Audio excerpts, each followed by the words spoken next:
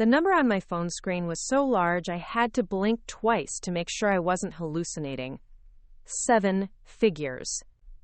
7 actual figures staring back at me from my banking app while I sat in my beat-up Toyota Camry outside the law offices of Henderson Associates. My daughter Sofia had just finished telling her father that I'd completely lost my mind, that I was throwing away our family's security for some ridiculous pipe dream. She had no idea that in the last 18 months, her supposedly delusional mother had quietly built something that would change everything. Before we jump back in, tell us where you're tuning in from, and if this story touches you, make sure you're subscribed, because tomorrow, I've saved something extra special for you.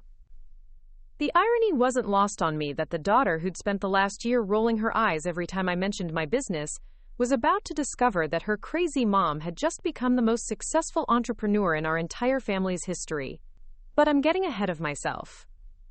Let me take you back to where this all started. Back when I believed that being a good mother meant making myself smaller so everyone else could shine brighter. My name is Beulah Torres, and for 43 years, I thought I knew exactly who I was supposed to be. I was the mother who drove carpools in a minivan, with Cheerios permanently embedded in the cup holders. I was the wife who meal prepped on Sundays and remembered everyone's dentist appointments. I was the woman who worked part-time at Riverside Elementary as a third-grade teaching assistant because it allowed me to be home when the kids got off the bus. I was comfortable, predictable, and according to my family, completely dispensable. The morning that changed everything started like any other Tuesday in September. I was standing in my kitchen at 5:30 in the morning, packing lunches for my husband Carlos and our 2 children, Sofia and Miguel. The routine was so automatic I could do it with my eyes closed. Turkey and cheese for Carlos, cut diagonally because he claimed it tasted better that way. Peanut butter and strawberry jam for Miguel, with the crusts removed because he was going through a phase. And a carefully balanced meal for Sofia that met her current dietary restrictions, which seemed to change weekly as she navigated her sophomore year of high school. Carlos stumbled downstairs already dressed in his work uniform, the navy blue shirt with Torres Plumbing embroidered in red thread across the chest. He'd been running his plumbing business for 15 years, and while it provided steady income, we were always just one major expense away from financial stress. The van needed new brakes, Sofia needed money for her upcoming school trip to Washington, D.C., and Miguel's soccer fees were due next week. It was the constant juggling act of middle-class life, where you're grateful for what you have, but always worried about what might happen if something goes wrong. "Coffee ready?" Carlos asked, kissing my cheek as he grabbed his travel mug from the counter. His mustache scratched against my skin the same way it had for 22 years of marriage. Some women might have found that familiarity comforting. Lately, it just made me feel invisible. "Of course," I replied, pouring the dark liquid into his mug and adding exactly 1 teaspoon of sugar. "Don't forget you have the Henderson job this afternoon. Mrs. Henderson specifically requested you because she said you're the only plumber in town who doesn't track mud through her house." Carlos grunted in acknowledgement while scrolling through his phone, checking the day's schedule that I'd organized for him the night before. I'd been managing his appointments, his invoicing, and his customer follow-ups for so long that I couldn't remember when it had stopped feeling like partnership and started feeling like unpaid labor. Sofia appeared next, her long, dark hair pulled into a messy bun that somehow looked effortlessly stylish in the way that only teenagers can achieve. At 15, she had inherited Carlos's determined jawline and my green eyes, but her personality was entirely her own. Confident, ambitious, and increasingly critical of everything she perceived as ordinary or outdated, which unfortunately included most of my life choices. "Mom, did you remember to wash my lucky sweater?" she asked, already knowing the answer because the blue cardigan was hanging freshly pressed on the back of her chair. "It's right there, mija," I said, pointing to the sweater while simultaneously packing her lunch and wiping down the counter. "Thanks," she said without looking up from her phone. "Oh, and I need $40 for the drama club fundraiser. We're selling candy bars to raise money for new costumes." I felt the familiar tightness in my chest that came with unexpected expenses. $40 might not seem like much to some families, but when you're living paycheck to paycheck, every unplanned cost requires careful consideration. I mentally calculated our checking account balance and realized we could cover it, but it would mean putting off buying new winter boots for Miguel for another few weeks. I'll give it to you after school, I said, making a mental note to transfer money from our tiny emergency fund. Miguel bounded into the kitchen with the energy of a 10-year-old who'd been promised soccer practice after school. He was the opposite of his sister in every way, cheerful and uncomplicated, still young enough to think his parents were heroes, instead of disappointments waiting to happen. "Morning, Mama," he said, wrapping his arms around my waist in a hug that reminded me why I'd chosen to structure my entire life around these moments. "Good morning, mi amor. Are you excited about practice today? Coach says if I keep improving, I might make the travel team next year," Miguel said, his eyes shining with possibility. The travel team. I smiled and nodded enthusiastically, but inside I was already calculating the cost. Travel teams meant tournament fees, hotel stays, new equipment, and transportation costs that could easily run into thousands of dollars annually. Money we absolutely didn't have, but somehow would have to find, because crushing a 10-year-old's dreams wasn't an option. After everyone left for their respective days, I stood alone in my kitchen, surrounded by the evidence of my morning productivity. Clean counters, packed lunches delivered, family members fed and sent off to conquer their worlds. I should have felt satisfied, accomplished even. Instead, I felt like a background character in everyone else's story. My phone buzzed with a text from my friend Maria, who worked at the elementary school with me. "Running late again. Can you cover my morning duties?" I sighed and grabbed my keys. Even my part-time job seemed to require full-time availability, but saying no wasn't really an option when you needed every hour you could get. Riverside Elementary was a 20-minute drive through the older part of town, past houses that had seen better decades, and strip malls that always seemed to have at least one empty storefront. The school itself was a testament to making do with less, where teachers spent their own money on supplies, and parents like me volunteered for everything because the budget couldn't stretch to cover adequate staffing. "Beulah, thank goodness you're here," said Mrs. Patterson, the third-grade teacher I assisted. She was a woman in her 50s who'd been teaching for 30 years and had the exhausted patience that comes with managing 8-year-olds on a daily basis. "We have a new student starting today, and I've got 3 kids out sick, one with a bloody nose, and apparently the copy machine is broken again." I jumped into action, helping settle the new student, cleaning up the bloody nose situation and coaxing the ancient copy machine back to life with the combination of gentle persuasion and strategic hitting that I'd perfected over 5 years of working there. This was my specialty, solving problems quietly and efficiently while making sure everyone else looked good. The morning flew by in a blur of reading groups, math worksheets, and playground supervision. During lunch, I sat in the faculty room with the other teaching assistants, women like me who were educated enough to help run classrooms but not credentialed enough to have our own. We were the invisible workforce that kept elementary schools functioning, paid barely above minimum wage for work that required endless patience, creativity, and multitasking skills. "Did you hear about Janet Morrison?" asked Linda, unwrapping her homemade sandwich. She finally got her real estate license and just sold her first house. Made more in commission on that one sale than she makes here in 6 months. The conversation turned to dreams deferred and opportunities missed, the way it always did when we gathered together. Linda wanted to start a catering business. Susan had always planned to become a nurse but never found the time to go back to school. Maria dreamed of opening a daycare center but couldn't afford the startup costs. I listened to their stories and realized I didn't even have a deferred dream to share. Somewhere along the way, I'd stopped imagining a future beyond making sure everyone else achieved theirs. When had I become so small? When had I decided that my role was to facilitate other people's success rather than create my own? The afternoon brought its own challenges. Miguel's school called to say he'd forgotten his soccer cleats and couldn't participate in practice without them. I drove home, retrieved the cleats, and delivered them to his school, using my break time and gas money to solve a problem that probably could have been handled differently. But that's what mothers do, right? Preparing and narrating this story took us a lot of time. So if you are enjoying it, subscribe to our channel. It means a lot to us.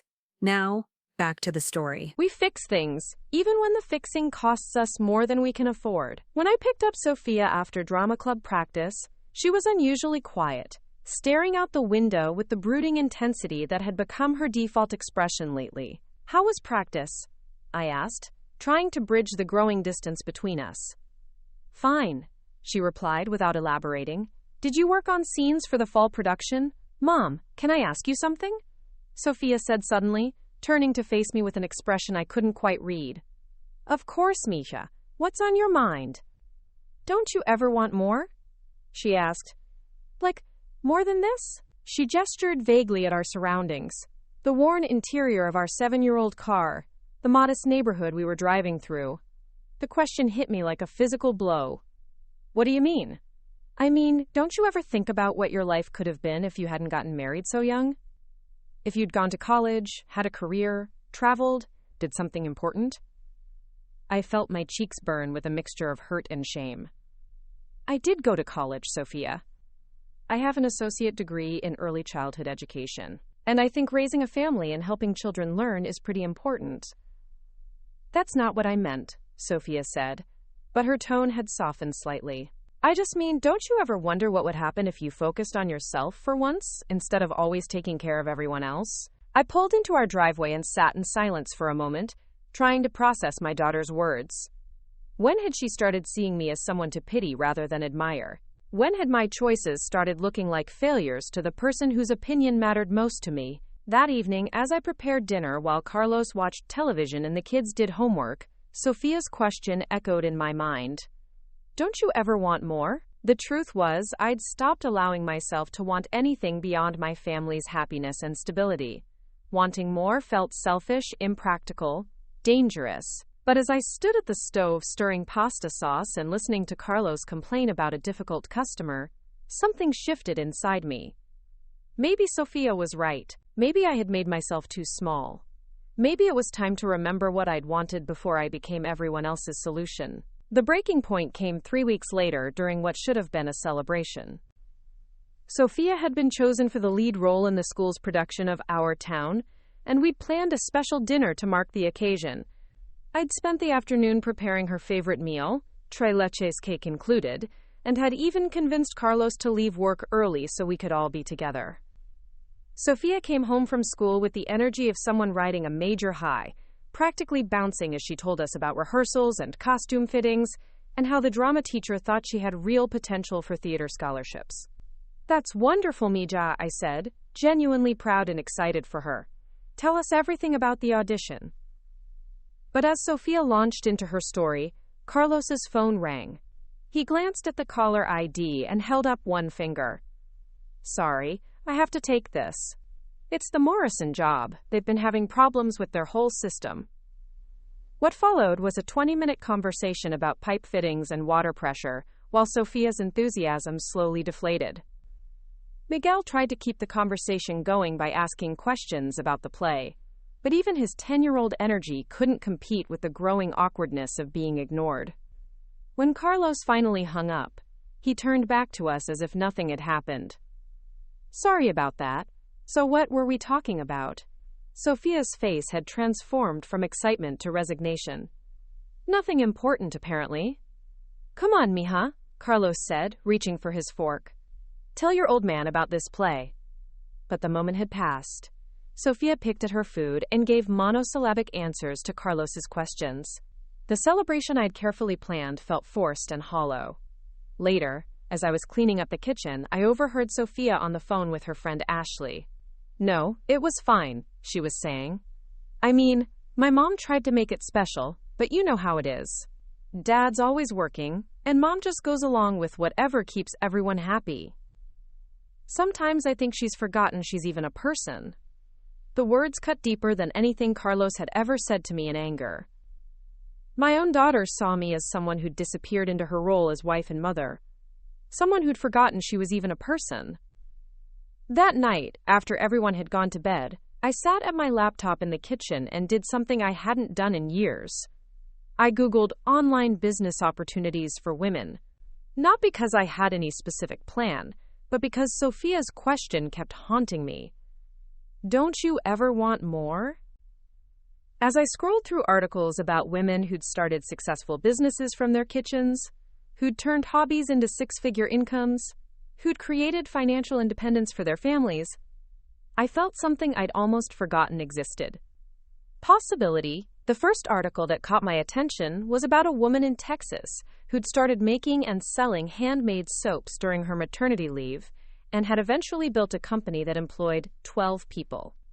Another was about a mother in Oregon who'd created an online course teaching organizational skills and was now earning more per month than her husband made in a year.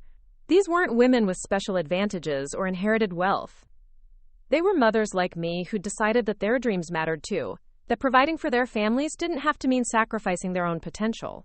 I bookmarked dozens of articles and watched YouTube videos until 2 a.m, learning about dropshipping, affiliate marketing, online courses, and digital products. Most of it was overwhelming and unfamiliar, but underneath the confusion was a growing excitement that I'd thought was dead forever. The next morning, I woke up with a sense of purpose I hadn't felt in years. I still made breakfast and packed lunches, still drove Miguel to school and Sofia to drama practice, still showed up at Riverside Elementary to help manage third graders. But now I was also researching, planning, imagining a future where I was more than just the woman who kept everyone else's life running smoothly. I started small, almost secretively. During my lunch breaks at school, I watched tutorials on creating digital products. After dinner, while Carlos watched television and the kids did homework, I researched successful online businesses and took notes on what made them work. I felt like I was living a double life, maintaining my role as the dependable wife and mother while secretly nurturing dreams I hadn't even fully admitted to myself. The idea came to me gradually, growing out of my daily experience at the elementary school. I'd been helping teachers for 5 years, watching them struggle with the same organizational challenges over and over again. Lesson planning, parent communication, classroom management, resource organization. These were problems I'd learned to solve efficiently, systems I'd developed through trial and error. What if I could package that knowledge?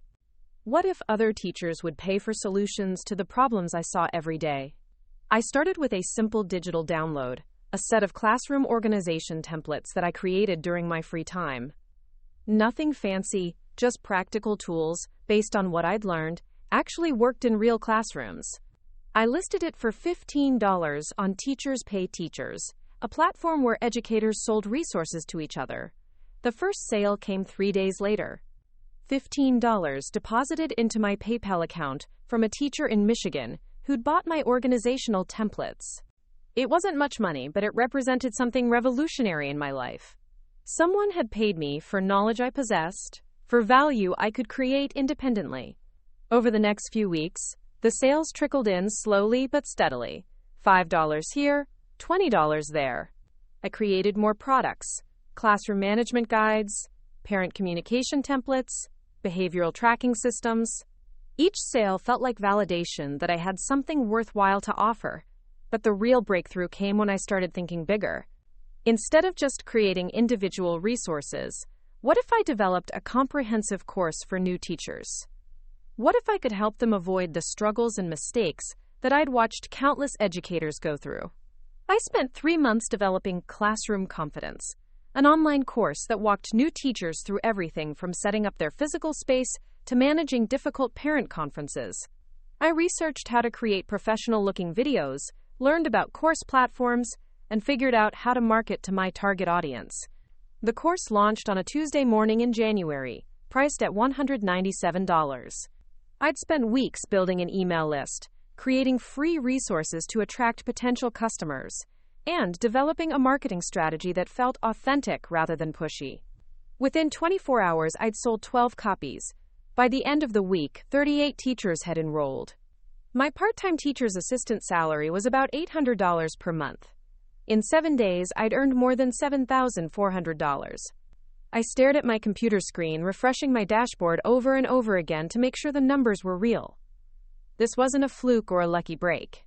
This was the result of identifying a real problem and creating a valuable solution. But instead of celebrating, I found myself paralyzed by fear.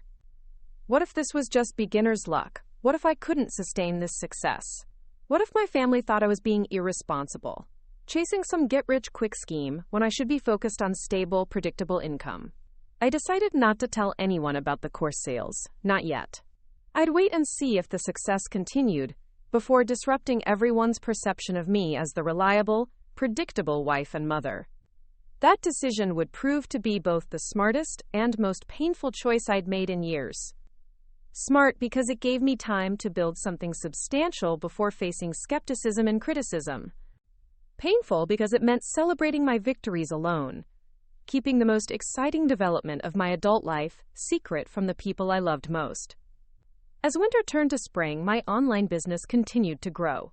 I created additional courses for veteran teachers, developed premium one-on-one coaching programs, and built a community of educators who saw me as an expert worth paying for guidance. My monthly income from the business began to exceed what Carlos earned from his plumbing work, but I kept that information to myself, carefully managing my finances through separate accounts that wouldn't trigger questions. The hardest part wasn't the work itself, though building a business while maintaining all my existing responsibilities was exhausting. The hardest part was watching my family's perception of me remain frozen in place while I was transforming into someone entirely different. Sofia still saw me as the mother who'd never accomplished anything significant. Carlos still treated me as the supportive wife whose main job was to facilitate his success.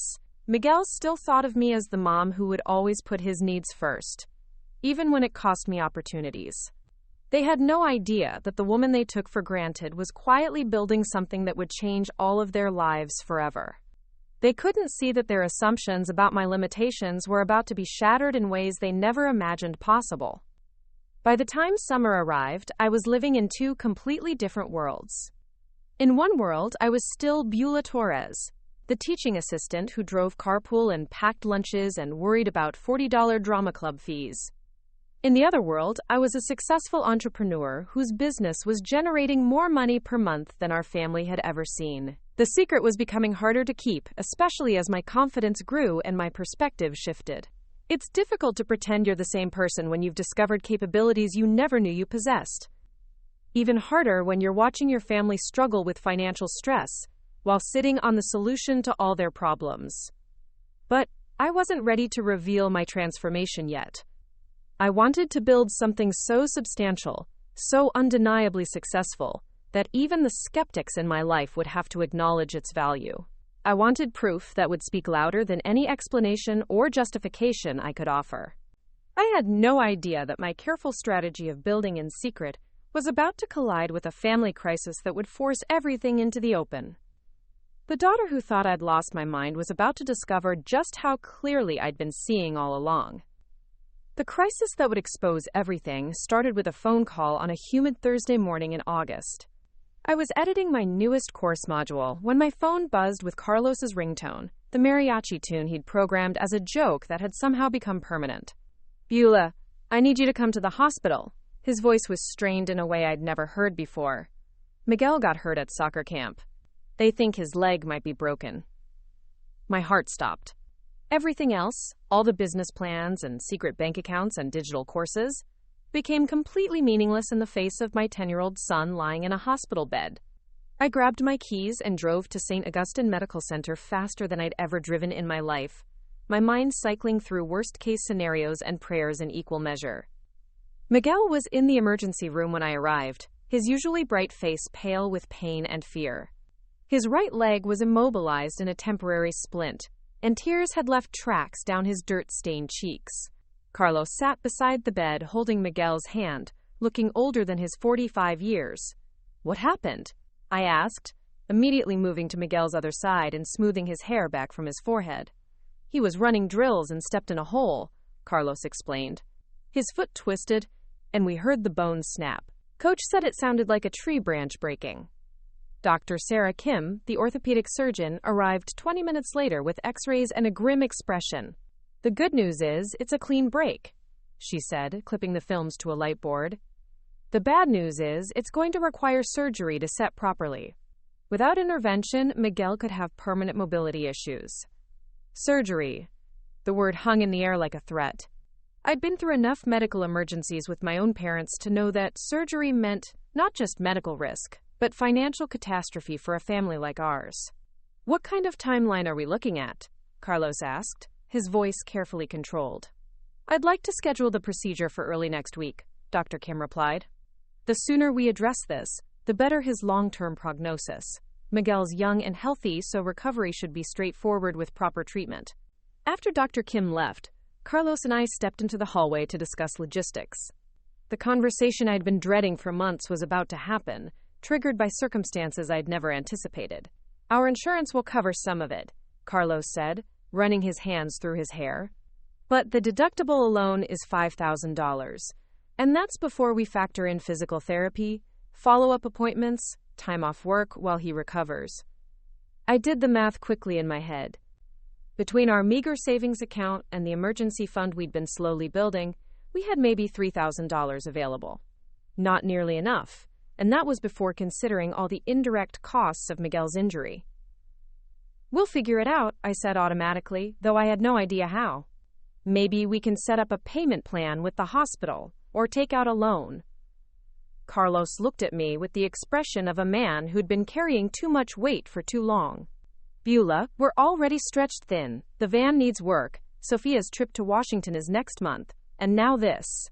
I don't know how much more we can handle.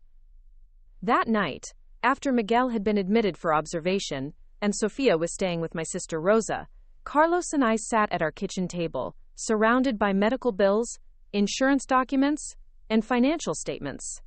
The reality of our situation was laid out in stark black and white. We were about to face medical expenses that would bankrupt us.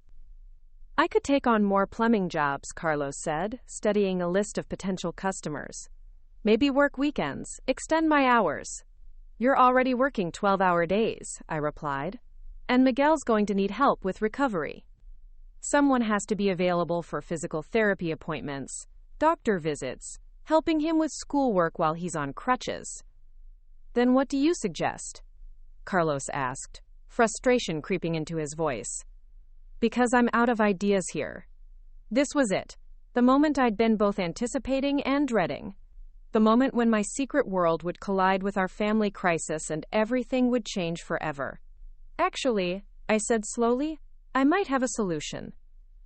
Carlos looked up from the bills with a mixture of hope and skepticism. What kind of solution? I've been working on something. A business. Online courses for teachers. It's been doing well, better than I expected. What do you mean, doing well? Carlos asked. Like, making enough to cover gas money or actual money? I took a deep breath and pulled out my laptop, logging into my business bank account for the first time in front of my husband. The number that appeared on the screen was larger than our annual household income. Significantly larger. Carlos stared at the screen in silence for what felt like an eternity. When he finally spoke, his voice was barely above a whisper. Beulah, how much money is in that account? As of today, about $147,000, I said quietly. The silence that followed was deafening. Carlos blinked rapidly, as if trying to process information that didn't fit with everything he thought he knew about our life. I'm sorry, what did you just say? I said $147,000. From my online teaching business, I've been building it for about 8 months. Carlos stood up abruptly, pacing to the window and back. 8 months? You've been making this kind of money for 8 months and didn't tell me? I wanted to make sure it was sustainable before I said anything. I didn't want to get everyone's hopes up if it turned out to be temporary. Temporary? Carlos's voice was rising. Beulah, this is more money than I've ever seen in one place in my entire life. How is this temporary? I explained the business from the beginning. The late-night research. The first small sales on Teachers Pay Teachers. The development of the comprehensive course that had taken off beyond my wildest expectations. I showed him the sales dashboards, the customer testimonials, the growth projections that suggested the business was just getting started. Every month, it's been growing, I said. Last month alone, I made more than you earn in 3 months of plumbing work. And it's not slowing down. If anything, it's accelerating. Carlos sat back down heavily, staring at the computer screen like it might disappear if he looked away. Why didn't you tell me?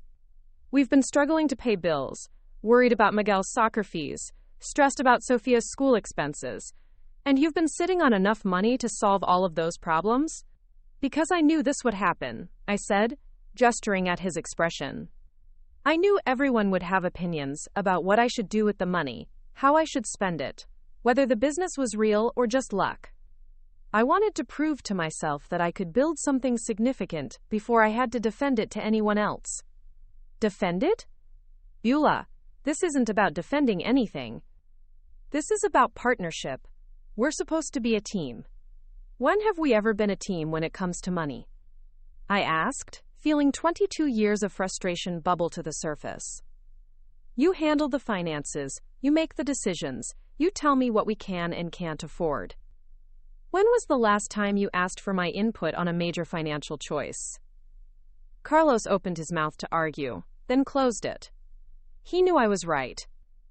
For our entire marriage, financial decisions had been his domain, with me playing the role of supportive wife who stretched every dollar to make his income work for our family. This changes everything, he said finally. It doesn't have to change anything, I replied. Miguel needs surgery, and now we can afford the best possible care without going into debt. That's all that matters right now. But even as I said it, I knew Carlos was right.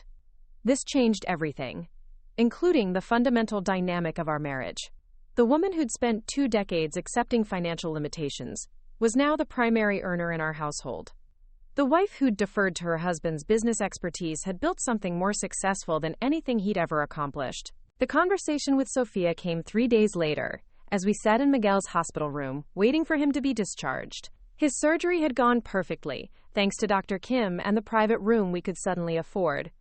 Miguel was drowsy from pain medication, but in good spirits, already planning how he'd decorate his cast.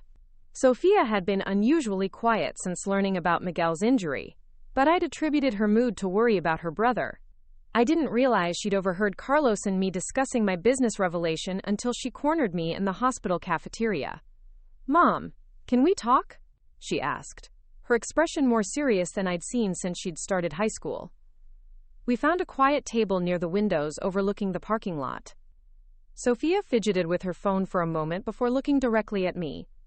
Dad told me about your business, she said without preamble. I felt my stomach tighten. What did he tell you? That you've been making more money than he has, and that you didn't tell any of us about it. Sofia's voice was carefully neutral, but I could see the hurt in her eyes. Is that true? It's true that I've been building an online business, and yes, it's been successful. But Sofia, it's complicated. I wasn't trying to keep secrets from you kids. Then why did you? She asked. Why didn't you trust us enough to tell us what you were doing? The question hit harder than any accusation could have. Because I was scared, I said honestly. Scared that if I talked about it too early and it failed, everyone would see it as another example of Mom's unrealistic dreams. Scared that if I succeeded, people would expect me to become someone different than who I've always been. Sofia was quiet for a long moment, processing my answer. When she spoke again, her voice was softer. Mom, do you remember what I asked you a few months ago? About whether you ever wanted more? Of course I remember. I wasn't trying to hurt your feelings when I said that. I see how smart you are, how good you are at solving problems, and organizing things, and helping people. And it made me sad that you seemed to think those skills only mattered when you were using them to take care of other people. Tears pricked at my eyes. Sofia, taking care of you and Miguel and your father isn't settling for less. It's the most important thing I've ever done. I know that, she said quickly. But why does it have to be the only thing? Why can't you take care of us, and also build something for yourself? Because I was taught that good mothers don't put themselves first, I admitted. That wanting success or recognition or financial independence was selfish if you had a family to consider. Sofia reached across the table and squeezed my hand. Mom, that's crazy. You know what would be selfish? If you had the ability to create financial security for our family and chose not to use it because you were worried about what other people would think. Her words forced me to confront a truth I'd been avoiding. I hadn't kept my business secret to protect my family from disappointment. I'd kept it secret to protect myself from the vulnerability of being seen as someone with ambition, someone who wanted more than the role I'd been playing for 2 decades. There's something else, Sofia said, glancing around to make sure we weren't overheard. I heard you and Dad arguing last night about what to do with the money. My heart sank. What did you hear? Dad thinks you should use it to pay off the house and maybe buy him a new work truck. He's talking about the business like it's a windfall instead of something you built. She was right, and hearing it from Sofia made the dynamic even more clear. Carlos was already planning how to spend money I'd earned, making assumptions about priorities and financial decisions without consulting me. The same pattern that had defined our marriage, just with larger numbers involved. What do you think I should do? I asked, genuinely curious about my daughter's perspective. I think you should keep building the business, Sofia said without hesitation. I think you should hire people to help you grow it bigger. I think you should show everyone that moms can be successful entrepreneurs, not just supportive wives. Even if it means changes for our family? Even if it means I'm not always available the way I used to be? Sofia smiled, and for the first time in months, it reached her eyes. Mom, you've been available for everyone else for 15 years. Maybe it's time to be available for yourself, too. That evening, as I sat beside Miguel's bed watching him sleep off the effects of his pain medication, I made a decision that would alter the trajectory of our entire family. I was going to stop hiding my success and start building it intentionally. I was going to hire the virtual assistant I'd been considering, invest in the marketing strategies I'd been researching, and develop the advanced courses I'd been planning. More importantly, I was going to stop apologizing for wanting more than the life I'd been living. Sofia was right. There was nothing selfish about using my abilities to create financial security and personal fulfillment.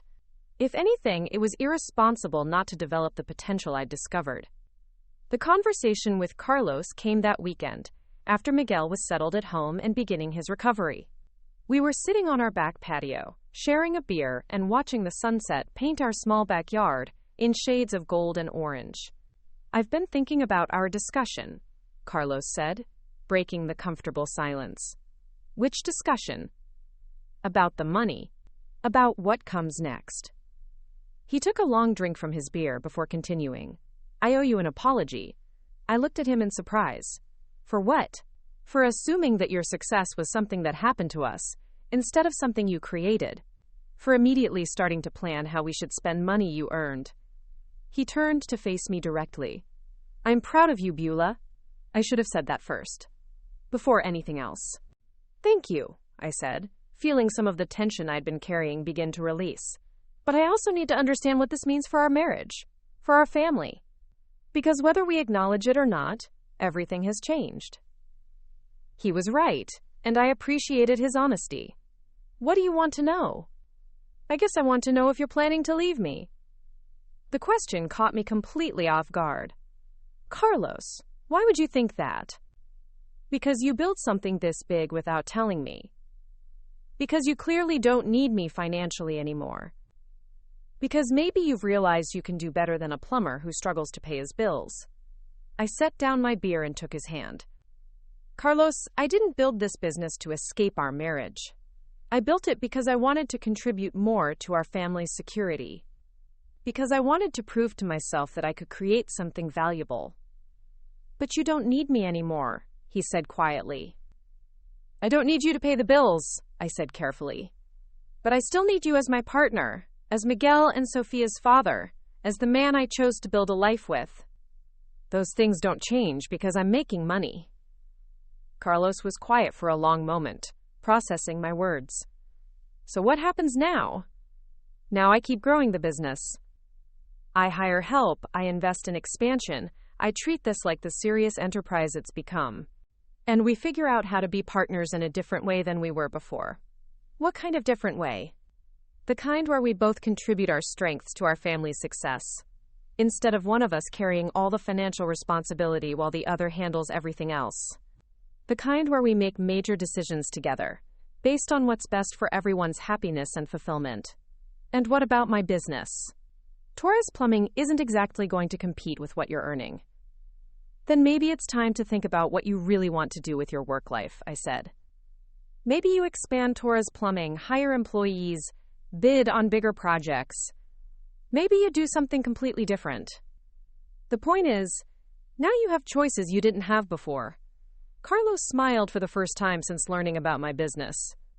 You know what the craziest part of this whole thing is? What? I always knew you were smarter than me. I just never expected you to become richer than me, too. I laughed, feeling lighter than I had in weeks. Well, when you put it that way, it does sound pretty crazy. So what's the first step? He asked. The first step is telling the kids about our new financial situation and involving them in some of the decisions about how we use this opportunity. The second step is me hiring professionals to help grow the business strategically instead of just hoping for continued luck. And the third step? The third step is us learning how to be a couple where both people have careers they're passionate about, instead of one person working and the other person supporting. That conversation marked the beginning of a new phase in both my business and my marriage. Instead of hiding my success, I started talking about it openly. Instead of downplaying my achievements, I began to own them confidently.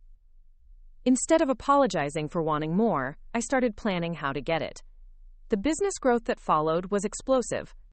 Within 6 weeks of hiring my first virtual assistant, I'd launched 2 additional courses and begun developing a certification program for educators who wanted to teach my methodology to others. The monthly revenue doubled, then tripled, as I implemented marketing strategies I'd been too overwhelmed to pursue while managing everything alone. But the most significant change wasn't financial. It was psychological. For the first time in my adult life, I was operating from a position of abundance rather than scarcity. I was making decisions based on potential and opportunity rather than limitations and fear. Sofia watched my transformation with fascination and pride. She started telling her friends that her mom was an entrepreneur, describing my work with the same enthusiasm she'd once reserved for her own achievements. Miguel, still recovering from his leg surgery, became my unofficial assistant, helping me organize course materials and test new features on my online platform. Even Carlos began to see possibilities he'd never considered before.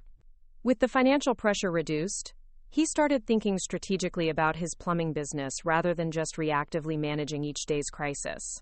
He researched commercial accounts, considered hiring apprentices, and began planning for expansion rather than mere survival. The woman who'd spent 22 years making herself smaller to fit into everyone else's expectations was finally learning to take up the space her success had earned. The mother who'd hidden her achievements to avoid disrupting family dynamics was discovering that her growth could elevate everyone around her. But success, I was about to learn, brings its own challenges. The bigger my business became, the more attention it attracted from people who had opinions about what I should do with my newfound prosperity. Family members who'd barely spoken to me in years suddenly had advice about investments and spending priorities. Neighbors who'd never shown interest in my work began asking pointed questions about my business model and tax implications. Most challenging of all, I was about to discover that not everyone in my life was prepared to celebrate my transformation from invisible supporter to visible success. Some people, it turned out, were more comfortable with the old version of Beulah Torres, the one who solved everyone else's problems while ignoring her own potential. The real test of my new identity was coming, though I didn't know it yet. A test that would force me to choose between the approval I'd always sought and the authentic success I'd finally created. The first real challenge to my newfound confidence came from an unexpected source. My sister Rosa had always been the successful one in our family, the one with the college degree and the corporate job and the house in the better neighborhood. For 30 years, she'd been the person everyone turned to for financial advice and career guidance. She was not prepared for her little sister to suddenly outrank her in the success department. Rosa called on a Tuesday morning in October, her voice carrying that particular tone of forced casualness that meant she was fishing for information. Beulah, Mom mentioned that you paid for Miguel's surgery without insurance covering everything. That's wonderful that Carlos's business is doing so well. I paused, realizing that despite my decision to be more open about my success, I still hadn't told my extended family the truth about where our newfound financial stability was coming from. Actually, Rosa, it wasn't Carlos's business that covered Miguel's medical bills. It was mine.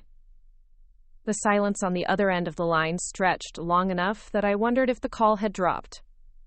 Your business? Rosa finally said. Beulah, you work part-time at an elementary school. I also run an online education company. It's been quite successful. What kind of online education company? Rosa's tone had shifted from casual curiosity to sharp interrogation. I explained my course business, the sales figures, the growth trajectory. With each detail I shared, Rosa's responses became shorter and more skeptical. Beulah, are you sure this isn't some kind of pyramid scheme? These online business things are usually too good to be true. Rosa, I've been running this for almost a year. I have hundreds of customers, verified income, business bank accounts. It's completely legitimate. Well, Rosa said, her voice tight with something I couldn't quite identify, I just hope you're being careful. Easy money disappears just as quickly as it appears. After she hung up, I sat staring at my phone, trying to process what had just happened. My sister, who'd always positioned herself as my mentor and advisor, had just dismissed my biggest professional achievement as a potential scam. The person I'd looked up to my entire life couldn't accept that I'd surpassed her success. The pattern repeated itself over the following weeks with other family members and friends. My Aunt Carmen suggested I should be saving more and spending less, despite having no knowledge of my actual financial planning. My neighbor Patricia started making pointed comments about people who get too big for their britches. Even my mother, who'd always been supportive, began expressing concerns about me working too much and neglecting my family responsibilities. Misha, she said during our weekly phone call, I know it's exciting to make money, but don't forget what's really important. Carlos and the children need you present, not always working on that computer. The irony wasn't lost on me that the same people who'd spent years pitying me for my lack of professional achievement were now criticizing me for having too much of it. When I'd been the struggling wife who needed financial help, I was sympathetic. Now that I was the successful entrepreneur who could provide that help, I was somehow suspect. But the real test came from within my own household, triggered by a conversation I'd been avoiding for months. Sofia had been accepted to a prestigious summer program at Georgetown University, an opportunity that would significantly boost her college applications, but came with a price tag of $8,000. In the past, that kind of expense would have been impossible for our family. Now it was easily affordable, but that didn't make the decision simple. I don't want you to pay for it, Sofia announced at dinner, after Carlos and I had been discussing the program logistics. What do you mean? I asked, confused by her sudden resistance. I mean, I don't want this opportunity to come from Mom's business money. I want to earn it myself, or find scholarships, or figure out another way. Carlos set down his fork and studied our daughter's face. Sofia, why would you turn down help when it's available? Because everyone at school is already talking about how our family suddenly has money, and I don't want people thinking I only got opportunities because my mom got lucky with some online thing.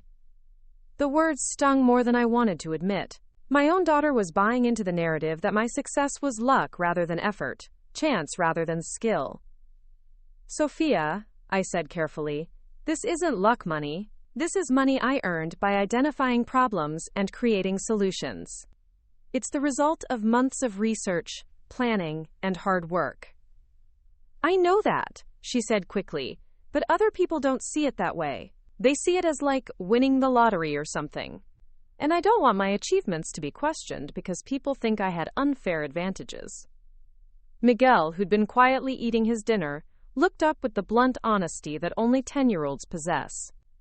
That's dumb, Sofia. If Mom can pay for cool stuff, why wouldn't you want her to? Because it's complicated, Miguel, Sofia replied, her frustration evident. It doesn't seem complicated to me, Miguel said. Mom worked hard and made money. Now she can help us do things we couldn't do before. That's good, right? Out of the mouths of babes. Miguel had summarized in 30 seconds what I'd been struggling to articulate for months. Success wasn't something to apologize for or hide from. It was something to leverage for the benefit of everyone you cared about. That night, after the kids had gone to bed, I had a frank conversation with Carlos about the dynamics that were developing around my business success. People are uncomfortable, he said simply. You've changed the equation, and everyone's trying to figure out where they fit in the new version of your life. Do you think I should have handled things differently? No, Carlos said without hesitation. But I think you need to be prepared for more pushback as the business continues to grow. Not everyone is going to be happy about your success. He was right. And the pushback came sooner than expected. 2 weeks later, I received a phone call that would test every boundary I'd established around my business and my family. The call came from Mrs. Henderson, the principal at Riverside Elementary. Her voice was carefully professional, but I could hear the underlying tension. "Beulah, I need to speak with you about your teaching assistant position. There have been some concerns raised about potential conflicts of interest." My stomach dropped. "What kind of concerns?" "Well, several teachers have mentioned that you've been promoting your online courses during work hours, and there are questions about whether you're using your position here to market your business to other educators." I felt a surge of anger mixed with disbelief. "Mrs. Henderson, I have never promoted my business during work time. The only conversations I've had about my courses have been during lunch breaks when other teachers have asked me questions about what I was working on." "I understand, Beulah, but perception matters. When you're earning significant income from selling educational materials to teachers and you're employed by a school district, there are ethical considerations we need to address." The conversation continued for 20 minutes, with Mrs. Henderson outlining a series of restrictions that would essentially require me to choose between my teaching position and my business growth. I couldn't mention my courses to colleagues, couldn't use school resources for any business-related activities, and would need to sign a document acknowledging potential conflicts of interest. As I hung up the phone, I realized I was facing a moment that would define the next phase of my journey. I could accept the restrictions, maintain my part-time position, and limit my business growth to avoid making waves. Or I could acknowledge that my business had outgrown the safety net of my teaching job and commit fully to the path I'd been building. The decision should have been obvious. My monthly business income was now more than 15 times what I earned as a teaching assistant. From a purely financial perspective, there was no contest. But letting go of my teaching position meant letting go of the last vestige of my old identity, the final connection to the person I'd been before everything changed. That evening, I called my business mentor, Jessica Chen, a woman I'd connected with through an online entrepreneurs group. Jessica had built a 7-figure consulting business and had been informally advising me on growth strategies for the past few months. "Beulah," she said after I explained the situation, "this is what I call a good problem. You're being forced to choose between playing small and stepping fully into your potential. But what if I'm making a mistake? What if the business doesn't continue to grow, and I've given up a steady job for something uncertain?" "Let me ask you something," Jessica said. "If you keep the teaching job and accept the restrictions, how will that impact your business growth?" I thought about it honestly. It would limit my ability to network with other educators, restrict my content creation process, and probably slow down expansion significantly. And if you leave the teaching job and focus completely on the business, I could hire a team, develop new products, potentially grow to multiple 6 figures within the next year. Then the choice is clear. You're not choosing between security and risk. You're choosing between limited growth and unlimited potential. Jessica was right, but knowing the logical choice and being emotionally ready to make it were two different things. I spent the weekend wrestling with fears and doubts, questioning whether I had the right to bet our family's future on my ability to sustain and grow what I'd built. The answer came from an unexpected conversation with Miguel. He was sitting at the kitchen table working on a school project about careers when he looked up and asked, "Mom, what do you want to be when you grow up?" I laughed at the question. "Miguel, I'm already grown up. But Dad says you're changing careers, so I thought maybe you were still deciding what you want to be." His innocent question made me realize something important. I wasn't changing careers. I was finally becoming what I'd always been capable of being. The teaching assistant job had been a placeholder, a way to contribute financially while staying available for my family. But it had never been my calling or my passion. Building educational solutions, helping teachers succeed, creating systems that improved learning outcomes. That was my true vocation. On Monday morning, I called Mrs. Henderson and submitted my resignation. 2 weeks later, I walked out of Riverside Elementary for the last time, not as someone fleeing a problem, but as someone embracing a solution. The immediate aftermath of leaving my teaching job was both exhilarating and terrifying. For the first time in 20 years, I didn't have a regular schedule dictated by someone else's institution. I could work at any hour, focus on any project, pursue any opportunity that aligned with my business goals. But I also didn't have the psychological safety net of a traditional job, the predictable paycheck and structured environment that had anchored my adult life. I decided to treat my business transition with the same methodical approach I'd brought to everything else in my life. I hired a business coach, invested in professional development courses, and began implementing systems that would support sustainable growth rather than relying on my personal effort alone. The first major expansion came in the form of a partnership opportunity with Teacher Vision, a major educational resource platform with millions of users. They'd discovered my courses through customer referrals and wanted to feature my content as part of their premium offerings. The partnership would potentially expose my work to hundreds of thousands of educators while providing a significant revenue boost. The contract negotiation was unlike anything I'd ever experienced. Lawyers, licensing agreements, intellectual property discussions, revenue-sharing formulas. A year earlier, I'd been organizing crayon boxes and wiping runny noses.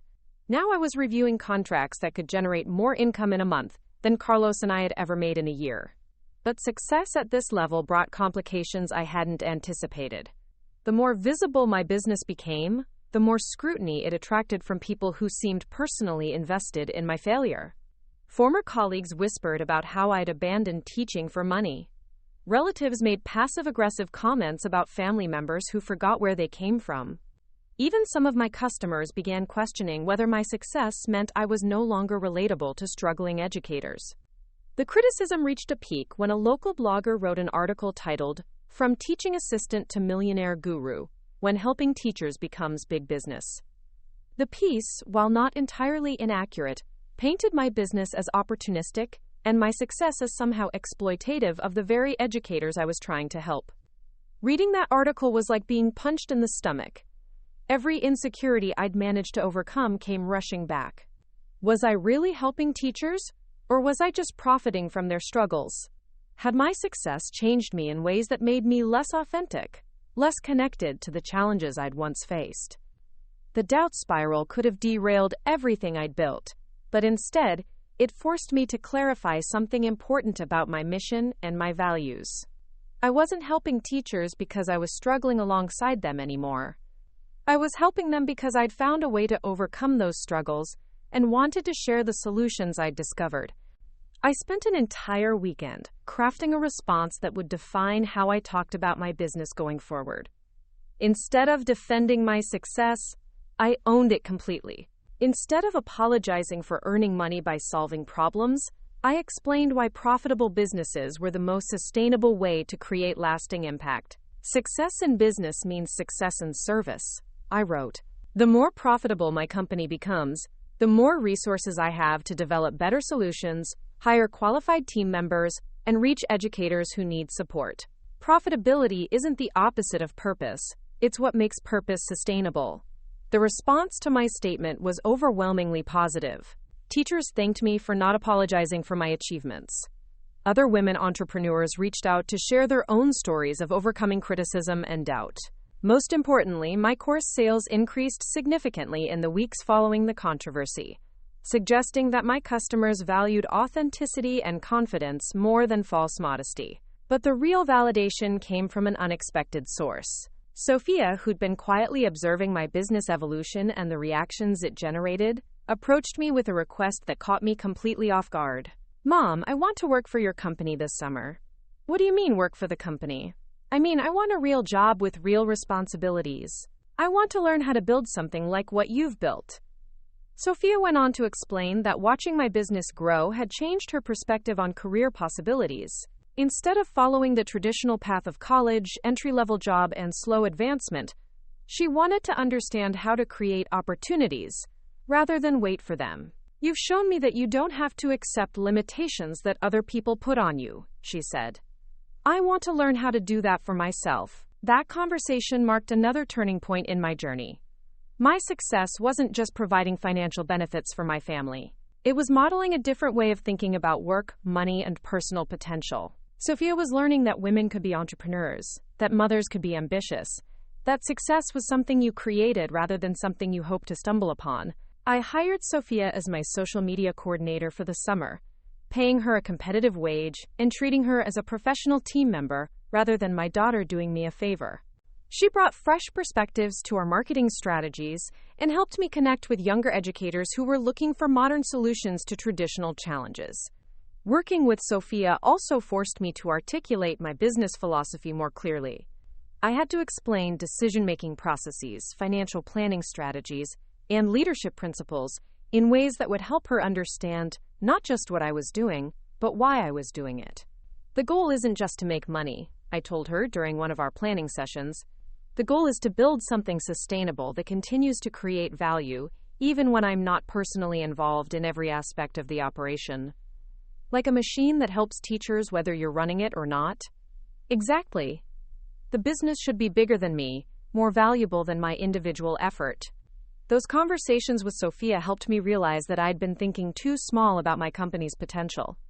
I'd been focused on growing my existing courses and expanding my customer base, but I hadn't considered the possibility of creating something truly scalable, something that could impact education on a national level. That's when I began developing the idea that would transform my business from a successful individual enterprise into something much larger and more significant. Instead of just selling courses to individual teachers, what if I created a certification program that would train other educators to teach my methodologies? What if I licensed my systems to school districts and educational organizations? What if I built a platform that could improve classroom management and student engagement across thousands of schools? The vision was ambitious, possibly too ambitious for someone who'd been running a business for less than 2 years. But I'd learned something important about myself over the past months. I was capable of much more than I'd ever imagined. And the only real limitation on my success was my willingness to think bigger and take calculated risks. By the end of the summer, I'd outlined a 5-year expansion plan that would grow my business from a 6-figure course operation to a multi-million-dollar educational platform. The plan included hiring a full team of developers, educators, and marketing specialists. It involved partnerships with major school districts and educational technology companies. It required investment capital and business infrastructure that seemed almost impossibly complex compared to where I'd started. But I was no longer the woman who'd hesitated to charge $15 for a simple template. I was no longer the person who apologized for taking up space or asked permission to pursue opportunities. I'd become someone who saw problems and automatically started designing solutions, someone who measured success by impact rather than approval. The woman who'd spent 43 years making herself smaller was finally ready to become as large as her potential would allow. And she was about to discover that even her biggest dreams had been too small for what was actually possible. The phone call that would change everything came on a rainy Thursday morning in November. I was reviewing quarterly financial projections when my accountant, David Guerrero, called with news that made me set down my coffee cup and ask him to repeat himself twice. "Beulah, I need you to sit down for this," David said, his usually calm voice carrying an excitement I'd never heard before. "Your business revenue for this fiscal year is going to exceed $1.2 million. I stared out my home office window at the gray sky, trying to process numbers that seemed to belong to someone else's life. "David, are you sure about those calculations?" "I've run them 3 times. Between your course sales, the Teacher Vision partnership, the new certification program, and the consulting contracts you've signed for next year, you're looking at 8 figures in total business valuation."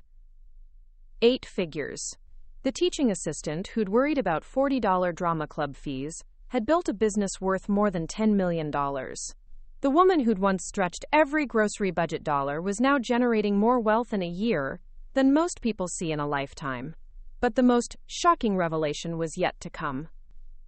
As David walked me through the detailed financial breakdown, I realized that my business had become the largest minority-owned educational technology company in our entire state.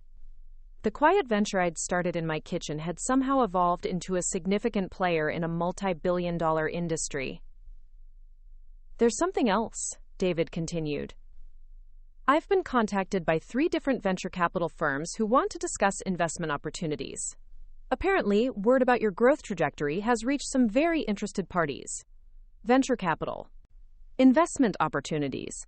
These were terms I'd read about in business magazines but never imagined applying to my own life. What exactly would that mean?" It could mean expansion capital to grow nationally, resources to develop new product lines, or potentially an acquisition offer that would set you and your family up for life. After David hung up, I sat in my office, surrounded by the evidence of how dramatically my world had changed. The modest desk where I'd first researched online business opportunities was now covered with contracts, partnership agreements, and expansion plans. The computer where I'd nervously uploaded my first $15 template was displaying sales dashboards that tracked revenue across multiple time zones. But the real measure of my transformation wasn't in the numbers or the accolades. It was in the conversation I was about to have with my family. A conversation that would reveal just how completely their perception of me had shifted. I called everyone together that evening for what I'd started thinking of as a family board meeting. Miguel, now fully recovered from his leg surgery and thriving on his new travel soccer team, Carlos, who'd used his reduced financial pressure to explore passion projects within his plumbing business, and Sofia, who'd become my most trusted advisor despite being only 16 years old. I have some news about the business, I began, feeling strangely nervous about sharing success with the people who mattered most to me. Good news or great news? Sofia asked, looking up from her homework with the confident smile of someone who'd learned to expect positive developments. Life-changing news, I replied. We're gonna be millionaires. Actually, we already are. The silence that followed was different from the shocked disbelief I'd encountered when I'd first revealed my business success. This was the silence of people processing information that confirmed what they'd already begun to suspect. Miguel was the first to break the quiet. Does this mean I can get the expensive soccer cleats now? Everyone laughed, and the tension in the room dissolved.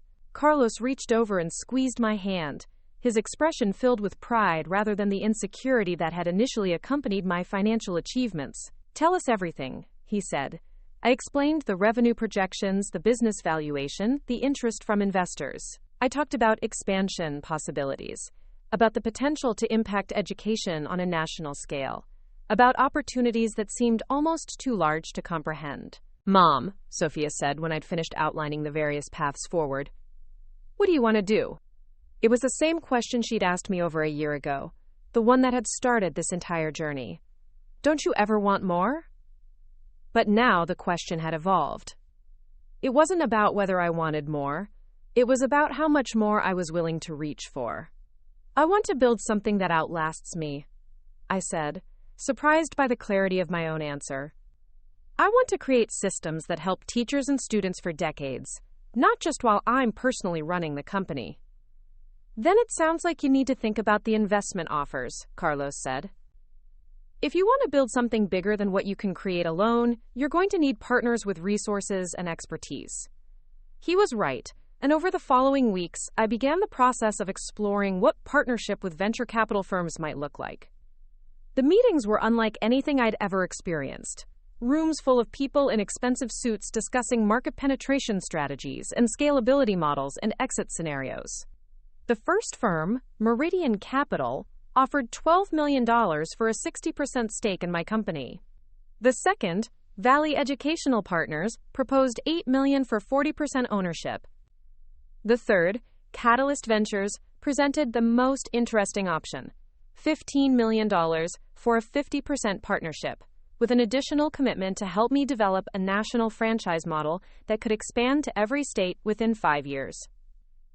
Each offer represented financial security beyond anything I'd ever imagined, but they also meant giving up control of the company I'd built from nothing. The decision would determine not just my family's financial future, but the direction of my professional legacy. The answer came to me during an unexpected conversation with my mother. I'd driven to her house to help her with some paperwork, and we were sitting at her kitchen table drinking the strong Cuban coffee she'd been making the same way for 40 years. Mija, she said, studying my face with the intuition that only mothers possess. You look troubled. Are you worried about these business decisions?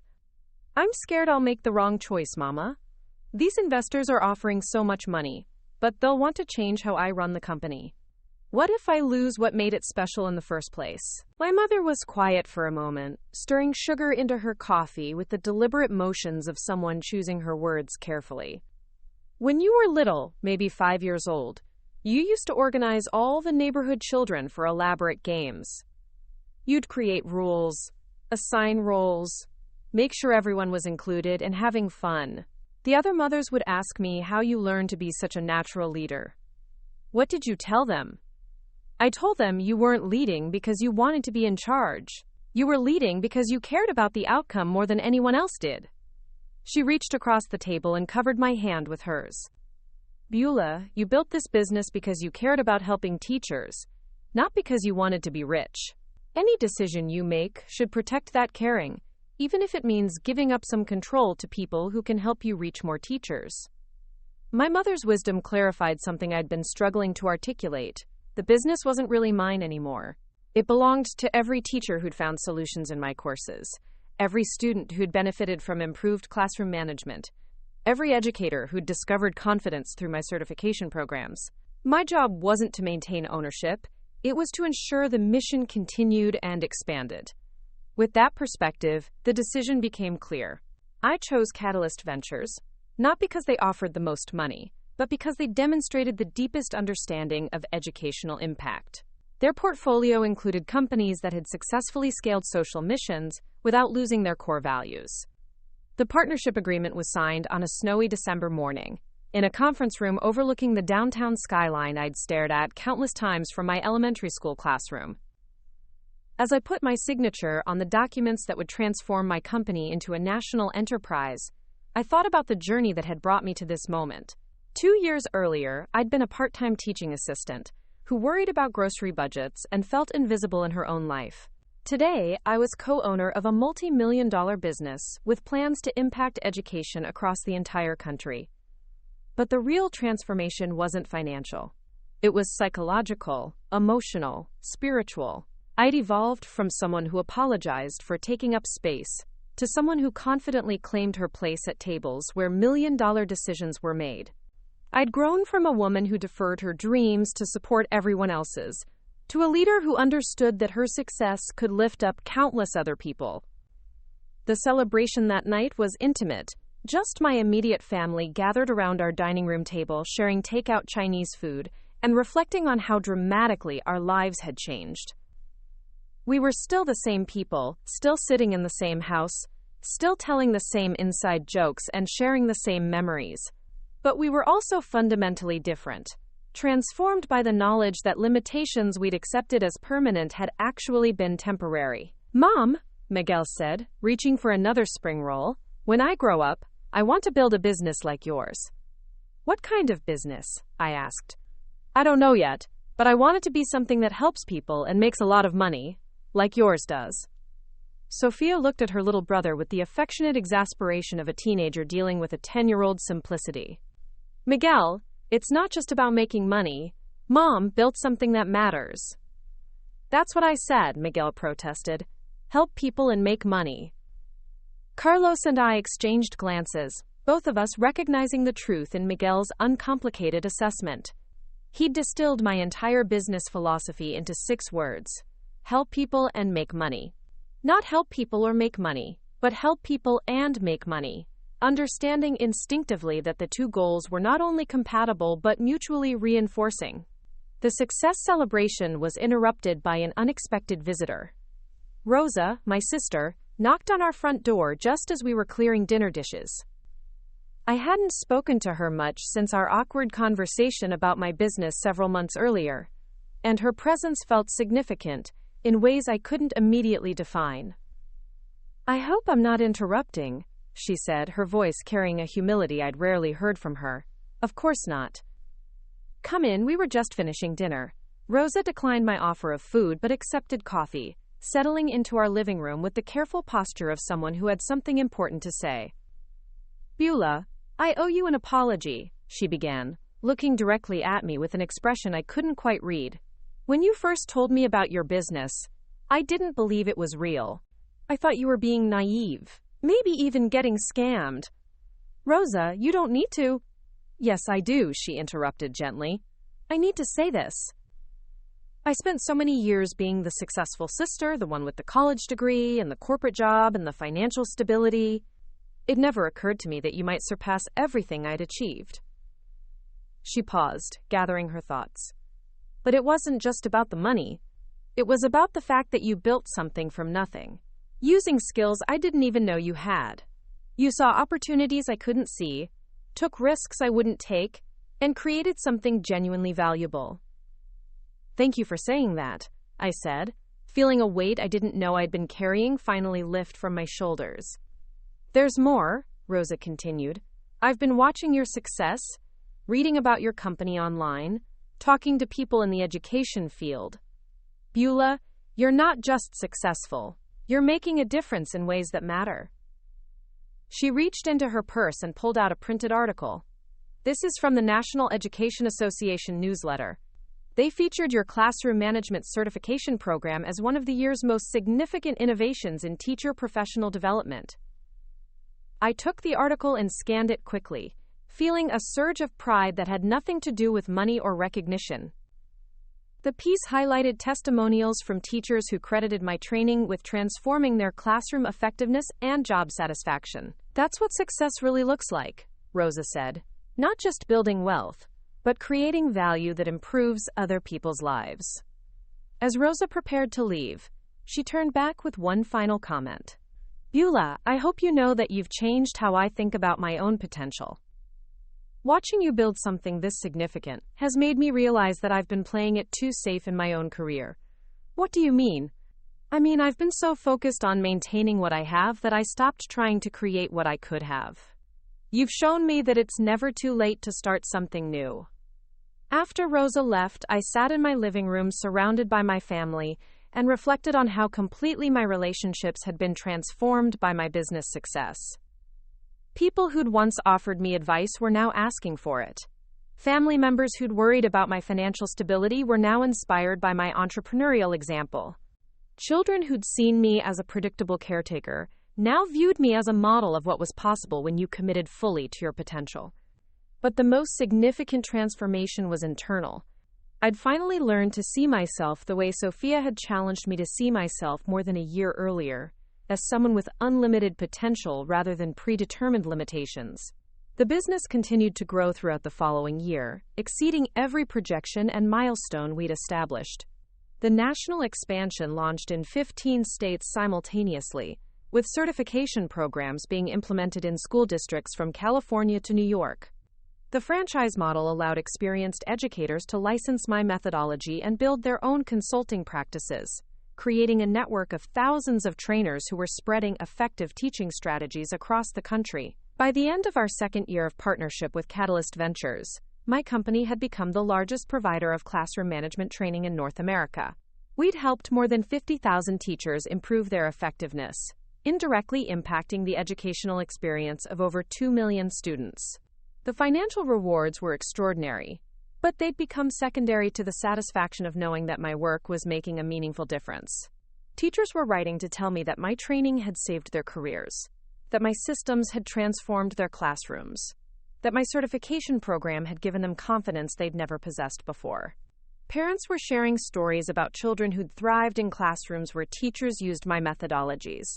Administrators were reporting improved student engagement and reduced disciplinary problems in schools that implemented my programs. Educational researchers were studying my approach and publishing papers about its effectiveness.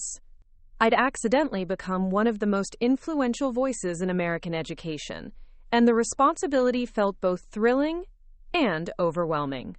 The culmination of my journey came when I was invited to speak at the National Education Summit, the most prestigious gathering of educators, policymakers, and researchers in the country. 5 years earlier, I'd been organizing crayon boxes and making copies for third-grade teachers. Now I was being asked to address an audience of 10,000 people about the future of classroom instruction. Standing on that stage, looking out at an audience filled with superintendents, college professors, government officials, and classroom teachers, I felt the full weight of how dramatically my life had changed. But I also felt something even more powerful, the absolute certainty that I was exactly where I belonged. 5 years ago, I was a part-time teaching assistant who thought her biggest contribution to education would be helping 8-year-olds learn to read. I never imagined that my experience in elementary school classrooms would become the foundation for a national training program. I talked about the importance of recognizing expertise wherever it exists, not just in people with advanced degrees or prestigious positions. I discussed the power of practical solutions over theoretical frameworks. I emphasized the value of listening to the teachers who are actually managing classrooms every day, rather than assuming that educational innovation only comes from universities or think tanks. But mostly I talked about the transformative power of believing in your own potential, even when everyone around you has defined you by your limitations rather than your possibilities. The woman who packed lunches and worried about $40 school fees didn't disappear when I became an entrepreneur, I said. She evolved.